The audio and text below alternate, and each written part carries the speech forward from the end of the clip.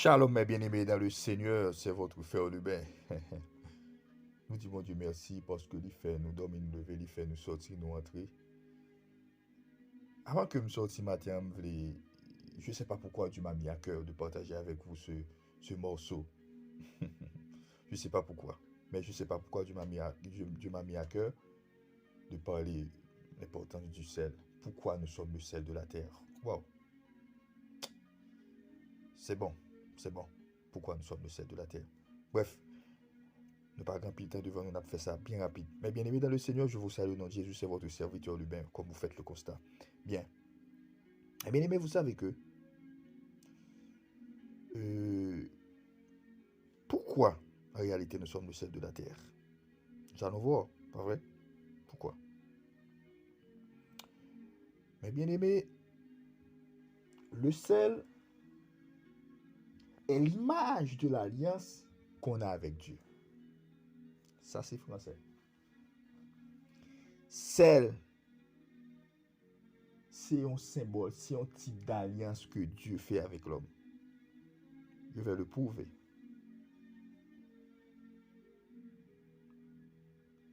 Lévitique 2, verset 13. Tu mettras du sel sur toutes les offrandes. Tu ne laisseras point ton offrande manque de sel. Signe de l'alliance de ton Dieu. Sur toutes les offrandes, tu mettras du sel. Ok. Mais bien aimé, vous savez que... Mais en réalité, attendez bien. Pour qui ça, bon Dieu, t'es fait? Là, nous-mêmes, le peuple Israël là t'est passé dans la mer Rouge. Il pas de passer sur le sable, jamais. Il t'est marché sur le sel. Pourquoi? Pour qui ça t'est passé sur le sel? Pour qui ça l'Éternel t'est fait marcher sur le sel? Parce que il y a deux lames qui pillent salé au monde. La mer Rouge et la mer morte. Ça veut dire que le sel, c'est le signe, c'est l'image de l'alliance de Dieu avec l'homme. Voilà pourquoi que Jésus a dit que nous sommes le sel de la terre. Elle dit, si le sel perd sa saveur, que sera-t-il de nous? Ok, attendez bien. Ça veut dire que l'Éternel fin fait nous marcher sur le sel. Fin fait pas la marcher sur le sel. Maintenant, nous sommes. Qui ça vient de passer? Kounya, le Égyptien a suivi. À l'époque, c'était l'arme qui était plus puissant au monde, peuple égyptien. C'est pourquoi j'aimerais dire à quelqu'un ce matin, quelle que soit l'armée satanique qui levait d'ailleurs, bon Dieu a naufragé quand même. Quelle que soit l'armée satanique dans le monde invisible qui levait d'ailleurs, bon Dieu a naufragé quand même. Et je décrète je déclare ce matin, quelle que soit l'armée satanique qui sur vous, que bon Dieu naufragé au nom de Jésus. Bien. Attendez bien. Mais bien aimé, le sel est le symbole. Le sel est le symbole. Le sel est le symbole de la sagesse. Mais frère de bien, écoutez ça. Colossiens 4, verset 6. Que tous vos discours soient assaisonnés de sel. Marc 9, verset 49. Colossiens 4, verset 6. Le sel est le symbole de la perpétuité et de l'incorruption. Ainsi on dit un pacte ou une alliance de sel. Nombre 18, verset 19. 2 Chroniques 13, verset 5. Le Seigneur a donné le royaume à David à sa race par un pacte de sel. Le sel est le symbole de la stérilité. Abimelech ayant pris la ville de Sichem, la détruisit et il sema du sel afin qu'elle demeura toujours déserte et stérile. Sophonie menace. Sophonie 2, verset 9. De la part du Seigneur, les Ammonites et les Moabites de réduire leur pays au même état que Gomorrhe, comme une terre desséchée, salée, déserte, stérile. Job 34, verset 6. Psaume 106, verset 34. Le sel est le symbole de l'hospitalité et de la fidélité que leurs serviteurs, les amis, les hôtes, les domestiques doivent à celui qui leur donne à manger et qui les reçoit à sa table. Les gouverneurs des provinces de l'Euphrate, écrivant Artaxerxès, lui disent. Esdras 4, verset 14. Pour qui ça nous lit tout bagage ça yo? C'est pour nous que c'est pour nous l'importance du sel. Quand Dieu dit nous sommes le sel de la terre. Mais de manière littérale, pour qui ça que votre sang a du sel? Pas jamais pensé. Pour qui ça votre sueur a du sel? Pour qui ça votre vie, votre corps a du sel dedans? Pour qui ça vous avez du sel en vous-même? De manière littérale, nous avons du sel. Notre sang a du sel. Sueur nous bien sel. Dieu nous bien sel. Et Dieu dit, vous êtes le sel de la terre. Ça veut dire que le jour que vous recevrez Jésus-Christ, quelqu'un qui n'a pas Jésus dans sa vie, il n'a pas de sel. De manière spirituelle, il n'a pas de sel. Quelqu'un qui n'a pas Jésus dans sa vie est un esprit impur devant Dieu. Pourquoi? Parce qu'il est toujours attaché, il est toujours rattaché au péché originel, au péché adamique. Vous êtes le sel de la terre. Une vie sans Jésus n'a pas de sel, mon ami. Même si tu as pour les tout jet privé, même si tu as dormi, et même si tu as dormi non palais royal, si tu n'as pas Jésus, mon ami, ta vie n'a pas de sel. Ta vie n'a pas de goût. Ta vie n'a pas de saveur spirituelle. Et ça fait dire, il dit que tes paroles, que vos discours soient assaisonnés de sel. Colossiens 4, 6.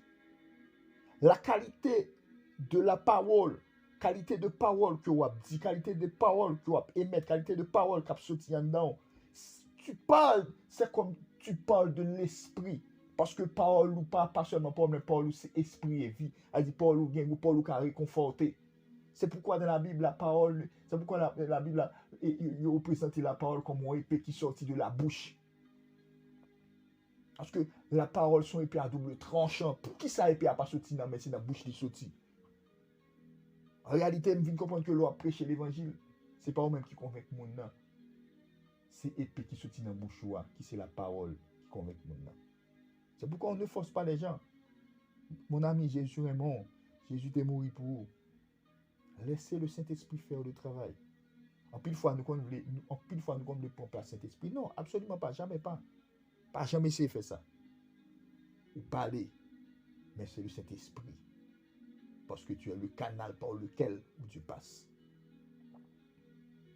Mon ami, vous êtes le sel de la terre. Il dit que discours, kabay, moun qui te mourir spirituellement la vie. Attention. Attention. Discours, parole qui saute dans bouche quand tu as Jésus dans ta vie. Il y a un monde qui t'est mouru spirituellement, qui t'est recevoir un mort spirituel, qui t'est mouru la vie. Que vos discours soient assaisonnés de sel.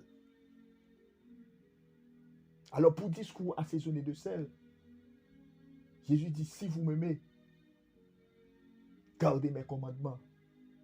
Il dit que nous comprenons qu'en pile là, nous avons un discours, mais pas assaisonné de sel.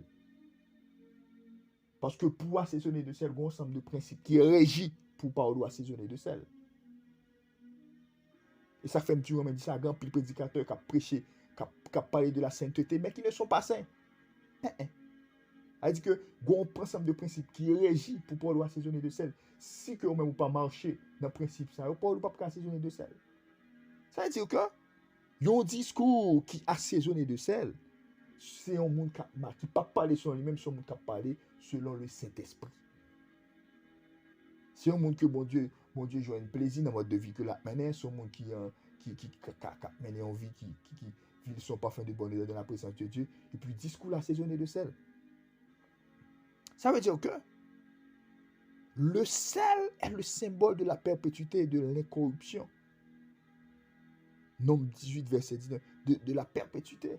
Ça veut dire que quelqu'un qui a Dieu dans sa vie, il a un discours éternel. Il a un discours éternel, mon ami, parce que sagesse divine pas jamais fini. Et ça fait me dire ça. Comment un prédicateur, comment 10 000 prédicateurs qui affichent sur un seul thème? C'est-à-dire, il connecte non source intarissable.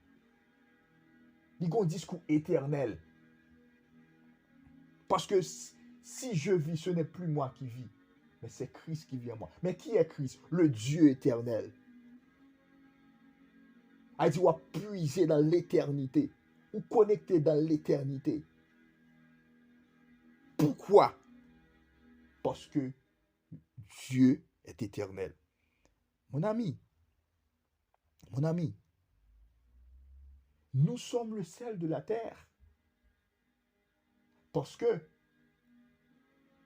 ou c'est image, ou c'est alliance, Dieu fait alliance avant, par symbole de sel. Le signe de son alliance, le sel est l'image de l'alliance qu'on a avec Dieu. Le sel est le symbole de la stérilité. Abimelech ayant pris la ville de Sichem, 19 verset 45, la détruisit sema du sel afin qu'il demeure toujours. Ça veut dire que vous comprenez que nos chrétiens doivent toujours battre pour tout cela fait qu'il y a du goût, il y a de la saveur, il y a de la fertilité. Est-ce que vous comprenez? Ça veut dire que, mes bien-aimés dans le Seigneur, le sel est le symbole de l'hospitalité et de la fidélité que les serviteurs, les amis, les autres. Elle dit que le sel est le symbole de l'hospitalité et de la fidélité. Quelqu'un qui marche, quelqu'un qui a du sel, là, toujours battre pour ne pas perdre du saveur. Et ça fait Jésus qui dit comme ça. Si le sel perd sa saveur, qui ça n'a devenu? Et là, regardez-nous, sel en grec, hal, en hébreu, melak. Et ça fait, l'Éternel t'est ordonné, dans 2 Rois 2, 21, il alla vers la source des eaux, il jeta du sel, et ainsi par l'Éternel, j'assainis ses eaux, il n'en provient plus de mort ni stérilité. Ça veut dire que l'Éternel dit Élisée, mettez sel dans de l'eau. Mettez sel dans de l'eau. De l'eau n'a pas tué mon encore. Mettez sel dans de l'eau. De l'eau n'a pas enlevé encore. Mettez sel dans de l'eau n'a pas fade encore. Mon ami, vous savez, ça veut dire que le jour que ta vie, le jour que tu plonges dans l'impudicité, le jour que tu plonges dans le péché, tu plonges dans la calomnie, tu plonges dans tous ces gens, dans tout type de bagailles mauvais de ce monde, tu n'as plus de sel, tu perds ta saveur. C'est-à-dire que le sel a le pouvoir de te donner la vie. Le sel spirituel qui est la parole de Dieu. Nous sommes le sel de la terre. Ça veut dire sur cette terre, un monde sans sel n'a pas de goût. Un monde sans sel n'a pas de vie. Un monde sans Dieu n'a pas de vie, mon ami. Ça, c'est sûr, c'est l'essentiel et c'est évident. As-tu du sel dans ta vie? J'aimerais dire à quelqu'un, as-tu du sel dans ta vie? Parce qu'à l'église, nous avons beaucoup de faux semblants. As-tu du sel dans ta vie? Ça veut dire que, mes bien-aimés, Le jour que ou même, ou bien Jésus dans la vie, tout ça t'est mouru, retourner à l'existence. Et sous te gen la mort financière, sous te gen la mort spirituelle, sous te gen la mort mentale, sous te gen la mort psychique, sous te gen la mort comportementale, tout retourner à la vie. Pourquoi? Parce que tu as reçu le sel spirituel, tu as reçu le sel divin. Ça veut dire que, mes bien-aimés dans le Seigneur, avoir Jésus dans sa vie, c'est pour mettre sa faire lier son paquet de bagailles. Par contre, qui soit traversé dans le moment ça, par contre, qui qualité, par contre, qui ça mourir dans la vie. Par contre, quel monde tout ça le fait pas gain goût.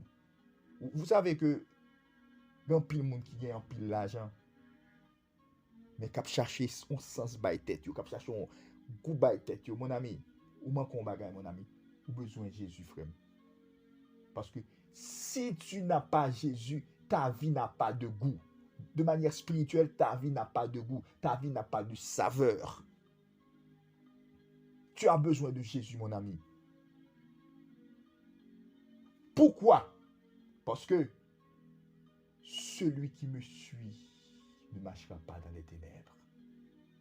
Ça veut dire le jour que tu as reçu le sel spirituel, le corps, l'âme, l'esprit va contaminer de ce Jésus-là. Et tout d'un coup, retourner à la vie. Mon ami, pas du pas courir derrière l'argent. Parce que moun pas qu'à vivre sans l'argent. Moi-même, quand je parle à j'ai besoin d'argent. Tout le monde a besoin d'argent. Mais le jour que vous avez l'argent pour mes places dans la vie, tu plonges dans l'idolâtrie. C'est de la cupidité. Et là, on vient comprendre que il y a un paquet de monde dans le coronavirus qui mourit. Pendant l'argent, pendant yo mourir avec l'argent en bas de eux.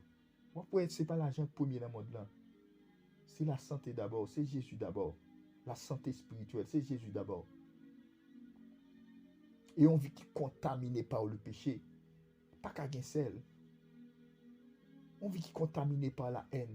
Pas qu'à gain sel. On vit qui est contaminé par la jalousie. Il pas qu'à gain sel. Mon ami. Il est temps d'avoir du sel dans ta vie. Il est temps de demander à Dieu, Seigneur, assaisonnez-moi de sel. Seigneur, assaisonnez-moi de sel. Seigneur, assaisonnez-moi de sel. Parce que moi, je veux saler du Saint-Esprit. Moi, je veux saler de ta présence. Moi, je veux saler de ta parole. Moi, je veux saler de ton onction. Moi, je veux saler de ta puissance. Moi, je veux saler de ta manifestation. Pourquoi? Parce que il n'y a pas de transformation sans contemplation. Ce que tu contemples finira par refléter ta vie. Et ça fait la prédication motive. Mais l'enseignement vous transforme. Pourquoi? Parce que l'enseignement, le recevoir, est transformé. À quoi ça sert chaque jour? On obtient des prédications. Oui, chaque jour, on obtient des prédications. On va transformer. Qu'est-ce qui te transforme? C'est la parole de Dieu. C'est pourquoi, ma bien-aimée dans le Seigneur, Satan connaît ça bien. Il empêche de demeurer dans l'enseignement. Parce que le jour que vous décidez de marcher dans l'enseignement, vous pouvez gagner sel, vous pouvez gagner le bon sens de la vie, vous pouvez gagner le bon sens de la parole, vous pouvez gagner le bon sens de Dieu, vous pouvez gagner le bon sens de discernement, vous pouvez gagner le bon sens de la contemplation, vous pouvez gagner le bon sens de l'amour de Dieu. Mon ami, tu as besoin du sel, il te manque quelque chose. Malgré Cadillac, malgré tout ça, il te manque quelque chose. Tu as besoin du sel spirituel. Tu as besoin de ce Jésus. Tu as besoin de ce Jésus. Tu as besoin de ce Jésus. Par contre, tu vas traverser, je ne sais pas. Mais je ne sais pas pourquoi tu m'as mis à cœur. Je ne sais même pas pourquoi. Même senti gon moun qui besoin sel dans la ville. À part avec soit traverser. Ou fait toute expérience dans le monde là déjà. Ou vi un paquet de bagailles. Ou non phase finale maintenant dans la vie. Mon ami, tu as besoin de Jésus. Tu as besoin de Jésus. Pourquoi? Parce que quand tu as Jésus, tu deviens le sel de la terre. Et bien aimé dans le Seigneur, pour nous terminer, nous pas grand pile temps devant nous tout ça. Nous tout ça.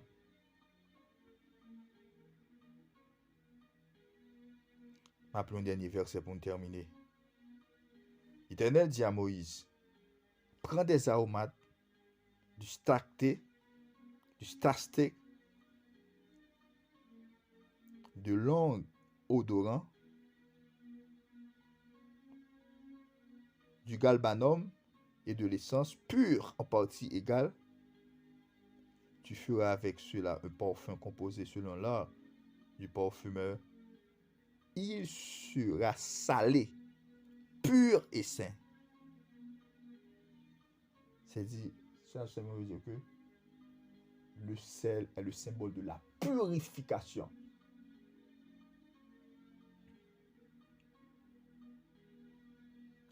Ça veut dire, mon ami, ce matin, tu as besoin de ce sel. Tu as besoin d'un sel divin. Yon manger qui pas gen sel, il pas mangeable. Yon manger qui pas gen sel, son manger qui abandonné. M'garanti ou mettre tout ça qu'on qui existe dans le monde là non manger. Pas mettre sel pour après soit pas manger. À moins que tu as une maladie, docteur t'a dit pour manger sans sel. On va comprendre que malgré tout ça l'homme a couru sur cette terre pour la vie au gain sens. Pour la vie au bon, pour la vie au bon, pour la vie au gain sens, pour la vie au aller au bon port. Pour la vie au capable de marcher avec vigueur. On a besoin de Jésus, on a besoin de ce sel spirituel qui est Jésus-Christ de Nazareth. Mon ami, tu as besoin du sel dans ta vie. Tu as besoin du sel dans ta vie. C'était votre serviteur Lubin. Et que Dieu vous bénisse. Shalom. Shalom. Shalom.